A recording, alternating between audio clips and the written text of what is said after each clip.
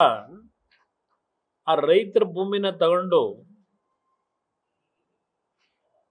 Real estate ವ್ಯಾಪಾರ ಮಾಡಕ್ಕೆ officially ಆಗಿ ಸರ್ಕಾರದಿಂದ ಹೊರಟಿದ್ದಾರೆ.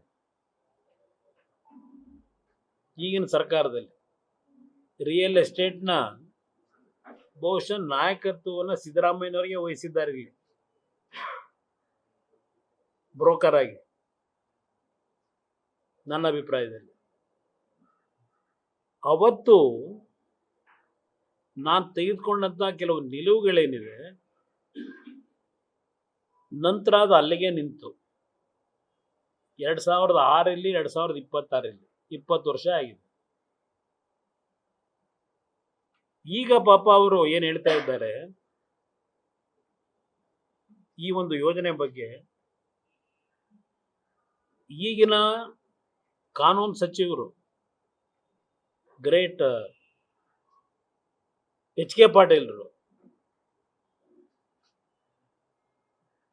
ಅವತ್ತಿನ ದಿನ ನಾನು